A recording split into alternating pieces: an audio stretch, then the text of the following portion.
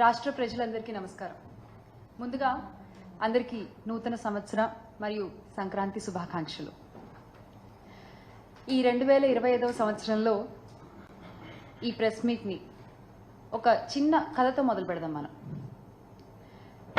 ఒక పేదవాడు ఎముకలు కొరికే చలిలో వణుకుతూ ఉన్నాడు.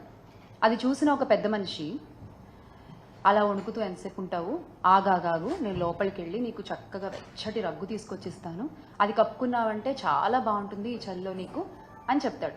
చెప్పి ఆ పెద్ద మనిషి పాటికి ఆ పెద్ద మనిషి వెళ్ళిపోతాడు. బయట ఇతను వెయిట్ చేస్తూ ఉంటాడు. ఆ పెద్ద మనిషి ఎప్పుడు వస్తాడు, ఆ రగ్గు ఎప్పుడు తెస్తాడు, నేను ఎప్పుడు కప్పుకోవాలి, నేను ఎప్పుడు నిద్రపోవాలి అని. మాట ఇచ్చిన పెద్ద మనిషి ఇచ్చిన మాట సంగతి మర్చిపోతాడు. మరుసటి రోజు ఉదయం ఆ మనిషికి ఆ మాట గుర్తొచ్చి బయటకు వచ్చి చూస్తే అప్పటికి ఆ పేదవాడు చనిపోయి ఉంటాడు. అతని చేతిలో ఒక ఉత్తరం ఉంటుంది. అది తీసుకుంటే దాంట్లో ఇలా రాసి ఉంటుంది: అయ్యా, నా శరీరం చలిలో ఉన్నా ఆ చలికి అలవాటు పడిపోయి ఉంది, బతికున్నా నేను అప్పుడు. కానీ మీరు కలిగించిన ఒక ఆశ వల్ల, మీరు చెయ్యలేనటువంటి ఒక మాటని మీరు చెప్పడం వల్ల, ఆ ఆశతో నా శరీరం ఆ చలికి తట్టుకునే శక్తిని కోల్పోయి అలా చచ్చిపోయి ఉన్నాను. అప్పుడు ఆ పెద్ద మనిషికి అర్థమైంది, ఓహో, మనం ఇలా తెలియకుండా ఒక ప్రాణాన్ని తీసేసామా అని. ఇక్కడ ఆ మాట ఇచ్చిన పెద్ద మనిషి ఎవరు అని నేను అడగట్లా, ఆ పేదవాడు ఎవడు అని కూడా నేను అడగట్లా. తెలుసుకోవాల్సింది ఏంటి అంటే, చేత కానప్పుడు, చెయ్యలేనప్పుడు మాటలు చెప్పకూడదు, ఆశలు కలిగించకూడదు. వీటినే అచ్చ తెలుగు భాషలో చెప్పాలంటే శుష్క వాగ్దానాలు అంటారనమాట. ఇప్పుడు ఈ ప్రస్తావన ఎందుకు తీసుకొస్తున్నాను అంటే, చంద్రబాబు నాయుడు గారు మా అక్క చెల్లెమ్మలని, మా మహిళలని మరోసారి నమ్మించి మోసం చేశారు. ఆయన మాకు ఇస్తానన్న వాగ్దానం నిలబెట్టుకోలేకపోగా, ఇస్తానన్న హామీలు ఇవ్వకపోగా, జగనన్న ఇస్తున్న పథకాల్ని కూడా ఆపేసి ఈ రోజున ఆంధ్ర రాష్ట్రంలో ఉన్న మహిళలకి, ఆడపిల్లలకి, వారి కుటుంబాలకి తీవ్ర ద్రోహాన్ని చేశారు. ఎన్నికల సమయాల్లో సూపర్ 6 అంటూ పెద్ద పెద్ద బ్రాండింగ్స్ వేసుకున్నారండి కూటమి ప్రభుత్వం. మనం చూడొచ్చు ఇక్కడ ఈ సూపర్ 6 అంటూ ఈ పెద్ద పెద్ద బ్రాండింగ్ని పట్టుకుని కూటమి నాయకులు పవన్ కళ్యాణ్ గారితో సహా ప్రతి ఇంటికి తిరిగి ఈ హామీలన్నీ ఒక పేపర్పై పెట్టి నాయకులు సంతకాలు చేసి ప్రజలకు ఇచ్చారు. దీన్ని ఒక బాండ్ పేపర్లా భావించండి, మా హామీలకి ఎటువంటి ఢోకా లేదు అని చెప్పారు. అందరూ సంతకాలు చేశారు. కానీ ఈ రోజున అధికారంలోకి వచ్చిన తర్వాత వీటి ఊసే లేదు. ఆ రోజున మీరు అబద్ధాలు చెప్పి బాండ్ పేపర్లు అంటూ ప్రతి ఒక్కళ్ళు సంతకాలు చేసి ఈ పేపర్ని ప్రజల చేతిలో ఇలా పెట్టి, ఈ రోజున మీరు వచ్చిన తర్వాత వాటి ఊసే ఎత్తకుండా ప్రజల్ని మోసం చేస్తుంటే, ఆ రోజు మీరు పెట్టిన సంతకాల విలువేంటో మీరే చెప్తున్నారు. ఇదేనా మీ సంతకం విలువ? ఈరోజు ఉదయం జగనన్న కూడా ఇదే విషయమై ఆంధ్ర రాష్ట్ర ప్రజల పక్షాన, అలాగే మహిళల పక్షాన ఎదుర్కొంటున్నటువంటి సమస్యలపై, ఎగ్గొట్టేసిన హామీలపై ట్విట్టర్ వేదికగా చంద్రబాబు నాయుడు గారిని నిలదీయడం జరిగింది. ఇప్పుడు ఒక సాటి మహిళగా మా మహిళలకు జరుగుతున్న అన్యాయాలపై నేను కూడా అడుగుతున్నాను. ఎందుకని ఇలా పదే పదే మహిళల్ని మీ మాటలతో నమ్మించి మోసం చేస్తున్నారు? ఇది చీటింగ్ కాదా? ఇది అన్యాయం కాదా? అసలు ఇలా మహిళల్ని మోసం చేస్తున్నందుకు చట్టపరంగా మీ పైన 420 కేసు పెట్టచ్చు. ఎందుకు మీరు ఇచ్చిన వాగ్దానాలపై మీకు అంత చులకన భావం? ఎందుకు మీ మేనిఫెస్టో అంటే మీకు అసలు అంత లెక్క లేదు? ఎందుకు ప్రజలకు ఇచ్చిన మాటల్ని టేక్ ఇట్ ఫర్ గ్రాంటెడ్గా తీసుకుంటారు మీరు? ఇదేమీ మీకు కొత్త కాదు, ఇదేమీ కూటమి నాయకులకి కొత్త కాదు. 2014లో కూడా ఇలాగే మీరు చూసుకున్నట్లయితే, 2014లో కూడా డ్వాక్రా రుణమాఫీ అని మహిళలకి ఆశలు కల్పించి అధికారంలోకి వచ్చిన తర్వాత యథావిధిగా ఎగ్గొట్టేశారు. ఇక్కడ మనం చూడండి, చంద్రబాబు నాయుడు గారు ఉన్నారు, పవన్ కళ్యాణ్ గారు ఉన్నారు, మోదీ గారు ఉన్నారు. మీరు చెప్పిన మాటలకి విలువ లేదు, మీరు ఇచ్చిన హామీలకి విలువ లేదు, మీరు చేసిన సంతకానికి విలువ లేదు. అంటే పోన్లే పాపం మహిళలు పదే పదే నమ్ముతున్నారు మనల్ని, చాలా చులకనగా తీసుకోవచ్చు, చాలా తేలిగ్గా మోసం చేసేయచ్చు అనుకుంటున్నారా మీరు? ఈ రోజున మీ మాటల్ని మళ్ళీ మళ్ళీ నమ్మి మోసపోయే మహిళలు ఎవరూ లేరు.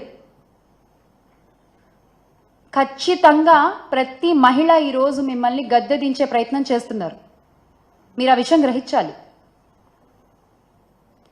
అరే అసలు అన్ని హామీల్లోకి కూడా తల్లికి వందనం అనేది మా ముఖ్యమైనటువంటి హామీ అని మీరు చెప్పుకుంటూ వచ్చారు. ఆ తల్లికి వందనం గురించి మీరు ఎలా ప్రచారం చేశారో కూడా ప్రతి ఒక్కళ్ళకి తెలుసు. ఏడాదికి రూపాయలు 15,000 చొప్పున ఇస్తామన్నారు. అది ఇవ్వకపోగా మీరు అధికారంలోకి రాగానే జగనన్న ఇస్తున్నటువంటి అమ్మఒడి పథకాన్ని కూడా ఆపేశారు. గత 7-8 నెలలుగా పిల్లలు, తల్లులు మీరు ఇస్తానన్న ఆ తల్లికి వందనం హామీ కోసం ఎదురు చూస్తూనే ఉన్నారు. ఆ పిల్లల ఎదురు చూపులకి మీరేం సమాధానం చెప్తారు? ఆ తల్లుల ఎదురు చూపులకి మీరేం సమాధానం చెప్తారు? వాళ్ళ భవిష్యత్తుకు మీరేమి సమాధానం చూపిస్తారు? మేము ప్రశ్నిస్తున్నాం ఈ రోజున రాష్ట్రంలో ప్రతి ఒక్కళ్ళు జగన్మోహన్ రెడ్డి గారు ఉంటే అనేటువంటి ప్రశ్నని వాళ్ళకి వాళ్ళు వేసుకుంటున్నారు. ఖచ్చితంగా దానికి తగ్గ సమాధానాన్ని త్వరలోనే మీకు చూపిస్తారు. అసలు ఏ రకంగా ప్రచారం చేశారండి మీరు?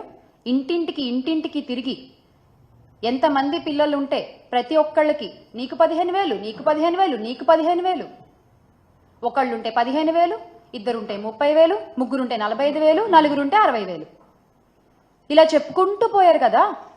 రామానాయుడు గారు అయితే, గౌరవ మంత్రి రామానాయుడు గారు అయితే, ఆయన అసలు ప్రతి గ్రామానికి తిరిగి ప్రతి ఇంటికి తిరిగి ఏ విధంగా ప్రచారం చేశారో ఆయన చేసినటువంటి స్కిట్లు ఇప్పటికీ ప్రతి ఒక్కళ్ళ ఫోన్లలో ఆడియో రూపంలో, వీడియో రూపంలో మనం వింటూనే ఉన్నాం. చాలామంది రింగ్ టోన్లుగా కూడా పెట్టుకున్నారు, మర్చిపోకుండా దాన్ని. కానీ మీరేమైనా చేస్తున్నారా? లేదు. ఒకసారి మనం రామానాయుడు గారు ఏ విధంగా ప్రచారం చేశారో చూద్దాం.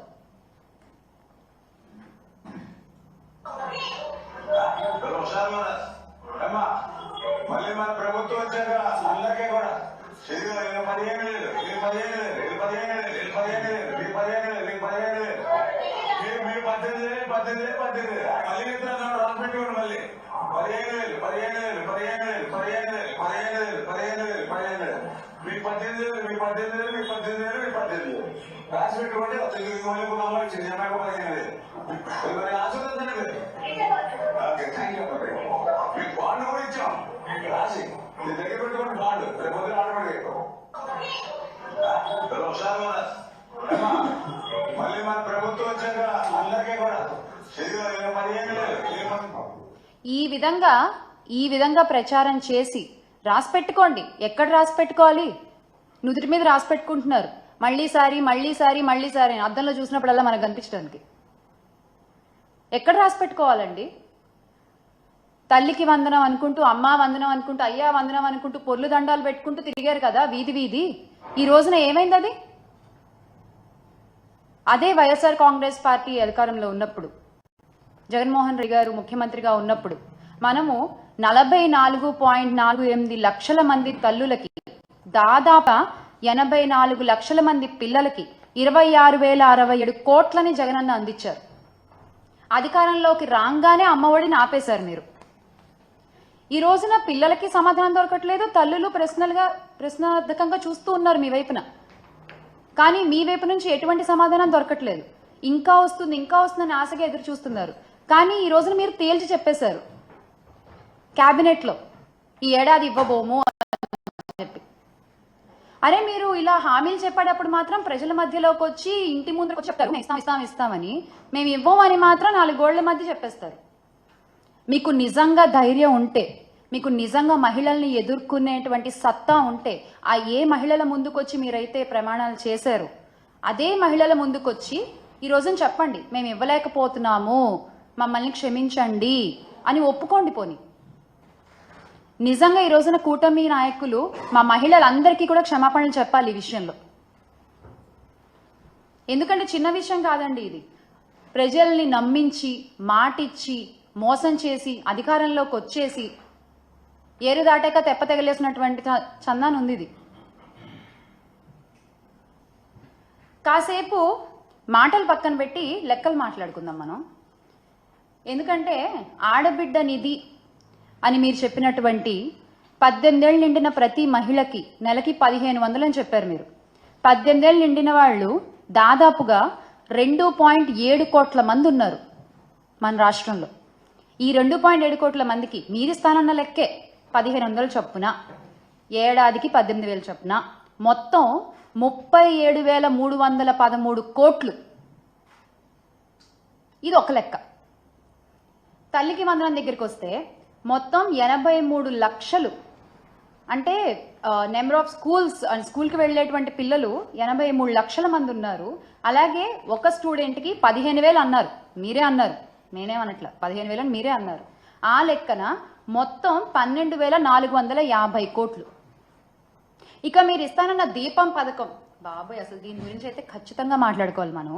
ఈ దీపం పథకం కింద అసలు మొత్తం ఎల్పిజి గ్యాస్ కనెక్షన్ ఉన్న వాళ్ళు మన రాష్ట్రంలో 1,54,47,061 మంది. ఓకే, మీరు ఇస్తానన్నది 3 సిలిండర్లు ఏడాదికి. ఒక సిలిండర్కి ఎంత అన్నారు? 1000 రూపాయలు అన్నారు, అవునా?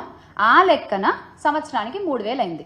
అప్పుడు ఇంతమందికి 1,54,47,061 మందికి ఎంత అవుతోందండి సంవత్సరానికి? ఈ దీపం పథకం కింద 4,115 కోట్లు కావాలి. 4,115 కోట్లు. కానీ మీరు ప్రవేశపెట్టింది 800 చిల్లర. అంటే మీరు ఒక్కొక్కటే ఇద్దామనుకున్నారా? ఎగ్గొట్టేస్తామని తెలిసే మీరు ఇలాంటి హామీలు ఇస్తూ ఉంటారా? ఏం అడగరులే, ఏం పట్టించుకోరులే అని చెప్పి. అలాగే బస్సు ప్రయాణాల గురించి కూడా చెప్పుకోవాలి మనం ఇక్కడ. ఉచిత బస్సు మా మహిళలందరికీ, ఆహా ఎంత సంబరపడ్డారో ఆ రోజున. ఉచిత బస్సు మహిళలందరికీ చక్కగా ఫ్రీగా ఎక్కేసి అటు ఇటు మనకి ఎటు కావాలంటే వెళ్ళొచ్చు అనుకున్నారు. కానీ అది కాస్త దసరా అన్నారు, అదైపోయింది. తర్వాత దీపావళి అన్నారు, అదైపోయింది. ఆ తర్వాత నూతన సంవత్సరానికి అన్నారు, అదైపోయింది. సంక్రాంతి కూడా వచ్చేస్తోంది. ఇప్పుడేమో మీరు ఏప్రిల్ నుంచి అంటున్నారు మళ్ళీ. ఎందుకు అంటే ఒక ఉచిత బస్సు హామీని అమలు చేయడంలో ఇన్ని వాయిదాలు ఎందుకు? మా మహిళలకు ఇచ్చిన మాటని ఇన్నిసార్లు ఎందుకు పక్కకు జరుపుకుంటూ వస్తున్నారు? ఎందుకు పక్కన పెట్టేస్తూ వస్తున్నారు? మహిళలనే కాదు, మహిళలు, రైతులు, విద్యార్థులు, నిరుద్యోగులు ఏ ఒక్క హామీ నెరవేర్చారండి? ఏ ఒక్క హామీ నెరవేర్చారు మీరు? నారా లోకేష్ గారు తీసుకుంటే టైం రాసి పెట్టుకోండి, డేట్ రాసి పెట్టుకోండి. 2025 మేము జాబ్ క్యాలెండర్ రిలీజ్ చేస్తున్నాం. లోకేష్ గారు టైం రాసి పెట్టుకున్నాము, డేట్ రాసి పెట్టుకున్నాము. ఎక్కడ సార్? గౌరవ విద్యాశాఖ మంత్రి గారు ఎక్కడ జాబ్ క్యాలెండర్? ఒకసారి ఆ వీడియో కూడా చూద్దాం.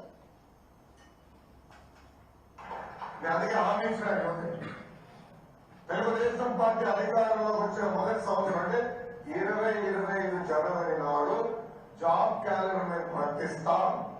ఎన్ని ఉద్యోగాలు, ఎప్పుడు ఎగ్జామ్లు అవుతాయి, ఎప్పుడు ఇంటర్వ్యూలు అవుతాయి, ఎప్పుడు ఆఫర్ లెటర్ వస్తాయి, చాలా స్పష్టంగా జనవరి 1, 2025 మేము ఇస్తాం. సో ప్రభుత్వ ఉద్యోగాలు ప్రతి సంవత్సరం జాబ్ క్యాలెండర్ మేము ప్రకటిస్తాం.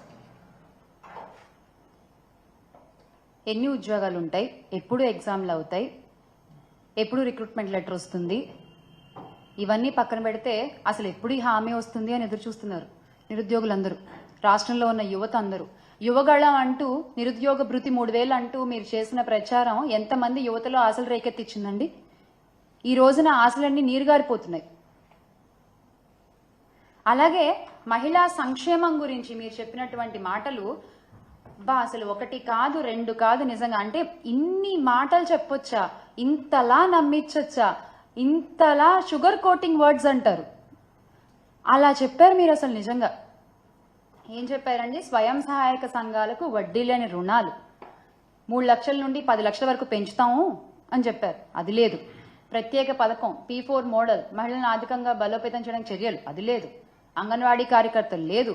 వాలంటీర్లకి న్యాయం చేస్తామన్నారు, అది లేదు. పండగ కానుకలు అన్నారు, పెళ్లి కానుకలు అన్నారు. పండగలు లేవు, పెళ్లిళ్ళు లేవు, ఒకటే పండగ ఒకటే పెళ్లి. ఇచ్చిన హామీలు ఎగ్గొట్టేయడం, అంతే కదా? ప్రజలేమో రోజు రోజుకి అన్యాయం అయిపోతూ ఉన్నారు. మహిళలకు ఇచ్చిన మాటలు గాల్లో కలిసిపోతూ ఉన్నాయి. మీ హామీలకి రెక్కలొచ్చి ఎగిరిపోతూ ఉన్నాయి. మీరు మాత్రం సంపద సృష్టి అని మాట్లాడుతూ ఉండండి. ఇన్నాళ్ళు సంపద సృష్టి అంటే రాష్ట్రానికి ఏమో అనుకుని పొరబడ్డాం మేము. కాదు, సంపద సృష్టి అంటే మీకు అన్న విషయం మాకు మొన్న తెలిసింది. Congratulations on being the richest CM గౌరవ ముఖ్యమంత్రి చంద్రబాబు నాయుడు గారు. సంపద సృష్టి అంటే ఇదా? ప్రతిదాన్ని ప్రైవేటీకరణ చేయడం, జగనన్న ఆధ్వర్యంలో ప్రవేశపెట్టిన అన్ని పథకాలని ఈ రోజు మీరు ప్రైవేటీకరణ చేస్తున్నారు, ఆరోగ్యశ్రీతో సహా. ఏంటండి అది? మహిళలంటే గౌరవం లేదు, యువతకి దారి చూపిద్దామన్న శ్రద్ధ లేదు, హామీలు నెరవేర్చుదామన్న ఆలోచన లేదు. ఏంటయ్యా అంటే మళ్ళీ అంటే ట్రోల్ చేస్తారు, సీజ్ ద షిప్ అంటారు. ముందు ఈ ప్రాబ్లమ్స్ అన్నిటినీ సీజ్ చేయండి సార్, ముందు ఇవన్నీ సీజ్ చేయండి, ఆ తర్వాత మనం మాట్లాడుకుందాం దేన్ని సీజ్ చేయాలో. ఇంతమందికి మీరు సమాధానం చెప్పాలి, ఇంతమంది మీ సమాధానం కోసం ఎదురు చూస్తున్నారు. వాళ్ళ తరఫున వైఎస్ఆర్ కాంగ్రెస్ పార్టీ ఖచ్చితంగా నిలబడుతుంది, ప్రశ్నిస్తుంది, అడుగుతుంది. ఖచ్చితంగా మళ్ళీ ఆంధ్ర రాష్ట్ర ప్రజలందరూ కూడా మా పార్టీ అధ్యక్షులు గౌరవ శ్రీ వైఎస్ జగన్మోహన్ రెడ్డి గారిని అధికారంలో కూర్చోపెడతారు. ఖచ్చితంగా we all will make Andhra great again with Jagan అన్న. జై జగన్.